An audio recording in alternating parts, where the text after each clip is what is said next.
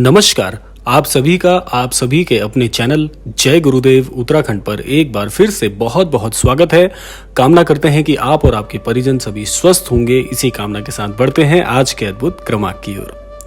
आज का ये क्रमांक आप सभी के लिए बड़ा ही जानकारी भरा होने वाला है, क्योंकि आज हम तीन ऐसी त्रुटियां, तीन ऐसी गलतियां जो कि मनुष्य जाने अनजाने कर बैठता है, उससे आपको निजात दिलाएगा। अगर ये गलतियां आप अभी तक अपने जीवन में करते आ रहे हैं तो आज आप यह भी जान पाएंगे कि कौन से वो तीन कार्य आपको भूलकर भी नहीं करने हैं, जिससे कि बाद में जीवन में पछताना ना पड़े। तो आइए बिना समय व्यर्थ किए हुए बढ़ते हैं आज के अद्भुत क्रमांक की ओर।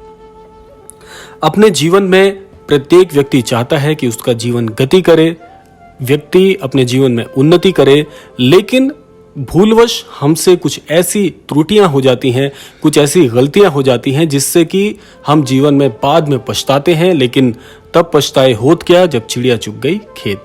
तो आइए बात करते हैं श्री महाराज जी के द्वारा बताए गए तीन ऐसे कार्यों की जो कि आपको भूलवश नहीं करने चाहिए। क्रमबद्ध प्रकार से हम आगे बढ़ेंगे। तो पहले क्रम में बात कर लेते हैं पहले बिंदु के ऊपर। देखिए, पहला बिंदु, एक बात आपको ये बिल्कुल रेखांकित कर लेनी चाहिए कि जो भी अनन्य भक्त श्री महाराज जी के शरणागत होकर महाराज जी से अपने जीवन में मार्गदर्शन चाहता है, ऐसा अनन्य भक्त भूलकर भी किसी व्यक्ति के साथ अन्यायपूर्ण स्थिति को अंजाम भूलकर भी ना दे। यानी कि आप सोचिए कि श्री महाराज जी के सानिध्य को तो आप प्राप्त करना चाहते हैं, लेकिन आप अपने कार्यक्षेत्र में या अपने अनुरूप किसी भी व्यक्ति के साथ अन्यायपूर्ण स्थिति करते हैं। जैसे मान लीजिए उदाहरण स्वरूप में आपने किसी व्यक्ति से अपने जीवन में काम लिया, लेकिन आपने जो उसका मेहनताना था वो देने से इनकार कर दिया, या जिस समरूप में आपने उससे मेहनताना तय किया था आपने वो मेहनताना उसको नहीं दिया, तो आपने ऐसे व्यक्ति के साथ अन्याय किया। ये एक उदाहरण मैंने आपको बताया। इस प्रकार से कभी भी किसी का हक आपको नहीं मारना चाहिए। एक बात मैं आपको और बता दूं इसी के चलते कि एक और तो आप श्री महाराज जी से अपने जीवन में न्याय चाहते हैं कि हे महाराज जी, मेरा मार्गदर्शन करें कि मैं जीवन में जिस भी स्थिति से गुजर रहा हूं या जिसके भी मैं लायक हूं वो मुझे नहीं मिल पा रहा, तो मेरा न्याय करिए। ऐसा न्याय तो आप महाराज जी से अपने लिए चाहते हैं, लेकिन दूसरी ओर आप दूसरे के साथ अन्याय कर रहे हैं, तो ये कार्य आपको भूलकर भी नहीं करना चाहिए। इसको जीवन से पूर्ण रूप से हटा देना चाहिए। अपने जीवन को बदलिए, अपना दृष्टिकोण बदलिए। निश्चित तौर पर महाराज जी की कृपा आपको मिलेगी। अगर आप इस व्यवहार के साथ जीवन में चल रहे हैं तो यह बात भी याद रखिएगा कि आपको जीवन में बहुत पछताना पड़ेगा अगर आप ऐसे कार्य को करते हैं। तो पहला बिंदु आप सभी को समझ में आ गया होगा, आशा करते हैं। तो आइए बढ़ते हैं दूसरे बिंदु की ओर, जो कि आपको बहुत अच्छे से समझना है। अब देखिए, दूसरा बिंदु आप सभी के लिए बहुत बहुत महत्वपूर्ण होने वाला है। इस बिंदु के अंतर्गत आप यह समझिए कि बहुत से लोग एक बात को ये मानने लग गए हैं कि श्री महाराज जी के सानिध्य में जाने से ही सब कुछ ठीक हो जाएगा।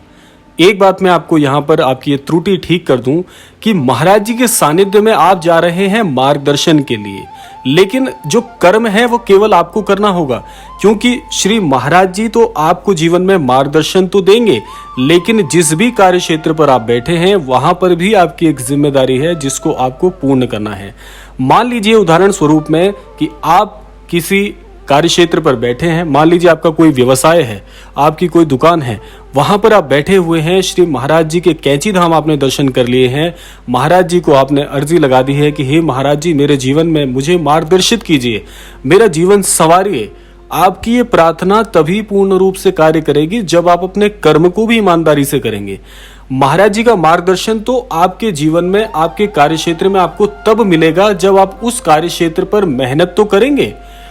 ये मानना बिल्कुल गलत हो जाएगा कि श्री महाराज जी के दर्शन हेतु, श्री महाराज जी के समक्ष अपनी प्रार्थना कहने से ही सब कुछ पूर्ण हो जाएगा। हो सकता है कि जिस भरोसे से आप श्री महाराज जी के दर्शन करके आए हैं, जिस प्रार्थना को आप महाराज जी के समक्ष कह कर आए हैं, उस प्रार्थना में हो सकता है कि महाराज जी ने आपके लिए यह योजना नियत की हो कि ये अनन्य भक्त अपने जीवन में यदि ये कार्य करेगा तब जाके इसको जीवन में सही मार्गदर्शन के फलतः जीवन में सफलता मिलेगी।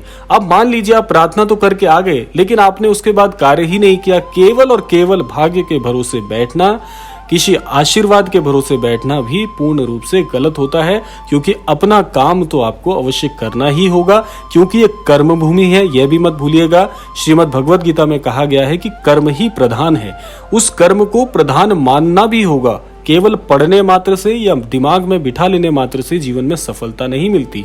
तो इसीलिए एक गलती यह भी बहुत से लोग करते हैं कि श्री महाराज जी के दर्शन कर लिए, वो तो ठीक हो ही जाएगा, जो आपके भाग्य में है वो तो मिलना ही है, वो तो तय है।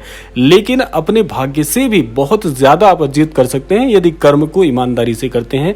यह बात भी श्री महाराज जी कहते हैं कि अपने काम में श्री राम को देखो। यदि आप, महाराज जी के कहने का आशय है, यदि आप जिस प्रकार से श्री राम जी की स्तुति करते हैं, श्री राम जी को मानते हैं, उसी प्रकार से आपको अपने काम को भी श्री राम के स्वरूप में देखना होगा। तब जाकर आप जीवन में बहुत बड़ा कुछ करेंगे और महाराज जी का आशीष तो आपके साथ है ही। तो इस गलती को संवारिए, देखिएगा कैसे आपका भाग्य आपका साथ देना प्रारंभ करेगा। अब बात करते हैं तीसरे सबसे महत्वपूर्ण भाग की, तीसरे सबसे महत्वपूर्ण बिंदु की, जो कि आपके लिए सबसे ज्यादा महत्वपूर्ण होने वाला है। तो आइए बढ़ते हैं तीसरे मुख्य बिंदु की ओर। अब देखिए, महाराज जी की एक ऐसी अद्भुत बात जो आपके जीवन में बहुत काम आने वाली है, वह आपके लिए बहुत महत्वपूर्ण बन जाएगी यदि आप इस स्वरूप में चलते हैं। श्री महाराज जी का एक वाक्य है कि जब तक अपने कोशों को आप खाली नहीं करेंगे तो पुनः उस कोश को भर भी नहीं पाएंगे। इस बात में महाराज जी बहुत सी अनन्य बातों की ओर इंगित करते हैं। ये कोश कौन से हैं? देखिए, कोश धन के भी हो सकते हैं, ज्ञान के भी हो सकते हैं। कोश का आशय महाराज जी ने यहाँ पर कई स्वरूपों में लिया है। ये तो बात की गहराई है कि कितनी गहनता से आप इसको समझते हैं। मान लीजिए, धन का अगर हम उदाहरण ले लें तो बहुत सारे लोग जीवन में आज एक प्रयास करते हैं कि जिस भी कार्य क्षेत्र में जुड़े हुए हैं वहां पर कठोर मेहनत कर कर एक धन अर्जित किया जाए, उस अर्जित धन को अपनी तिजोरियों में जमा करके रख लेते हैं। देखिए, जमा करना, भविष्य के बारे में सोचना बुरी बात नहीं है, लेकिन उस जमा किए हुए धन के फलस्वरूप अपने जीवन में कंजूसी करना भी बहुत बुरी बात है। क्योंकि सोचिए कि आज का जो वर्तमान का समय है उसको तो आप अच्छे से जी नहीं रहे, लेकिन भविष्य के लिए आपने बहुत सा धन संचित किया हुआ है, वह भी एक गलत अभ्यास है। श्री महाराज जी का कहने का आशय है कि यदि आपके पास धन की पर्याप्तता से अधिकता में अगर आपने धन को बदल लिया है तो उसको सही कार्यों में खर्च भी करना आपकी बड़ी जिम्मेदारी है। क्योंकि जब तक आप एक भरे हुए कोष को खाली नहीं करेंगे तो पुनः वो भरेगा कैसे? क्योंकि बहुत से लोग सोचते हैं कि धन को केवल जमा ही जमा किया जाए तो वो बहुत बढ़ता है, जबकि ठीक इसी का उल्टा है कि आपके पास पर्याप्त अपनी सुविधा अनुसार धन होने के बाद उसको सही कार्यों में लगाएं, दूसरों की सहायतार्थ हेतु लगाएं, परोपकार के कार्यों में लगाएं, तो आपका धन कई गुना बढ़ता है। ये महाराज जी का काटवाक्य है। और इसी का अगर हम दूसरा उदाहरण समझने की बात करें, यही कोश यदि आपके ज्ञान के हैं, मान लीजिए कि आपके पास कोई ज्ञान है, कोई कौशल है, उस कौशल को, उस ज्ञान को अपने तक सीमित ना रखते हुए भी अगर उसका वितरण करते हैं, अगर उसको उजागर करते हैं समाज के समक्ष, तो वह ज्ञान केवल आप तक सीमित नहीं रह जाएगा। और जीवन का एक मूल मंत्र है कि अपने द्वारा कमाया हुआ कौशल यदि स्वयं के ही काम आ पाया तो ऐसा कौशल सही मायने में कौशल नहीं कहलाता। ऐसी कुशलता केवल आप तक ही अगर प्रारंभ होकर आप तक ही समाप्त हो गई, आपने उसको उजागर ही नहीं किया, तो ऐसा कौशल किसी काम का नहीं रह जाता, आपको बाद में पछताना पड़ता है। तो इसीलिए ये जो 3 मैंने आपको ऐसे कार्य बताए हैं जिनसे आपको जीवन में सदैव दूर रहना चाहिए, इन गलतियों को सुधारना चाहिए, तब आप जो भी महाराज जी से अपनी मनोकामनाएं कहते हैं निश्चित तौर पर महाराज जी उसको पूर्ण करते हैं। इतने अद्भुत हैं हमारे श्री महाराज जी, जिनकी शिक्षाएं आज भी विश्व के कोने कोने में लोगों को जागृत कर रही हैं। तो यह था आज का अद्भुत क्रमांक। आशा करते हैं इस क्रमांक के माध्यम से अवश्य ही आप कुछ सीख पाए होंगे। इसी कामना के साथ अब विदा लेने का समय आ गया है।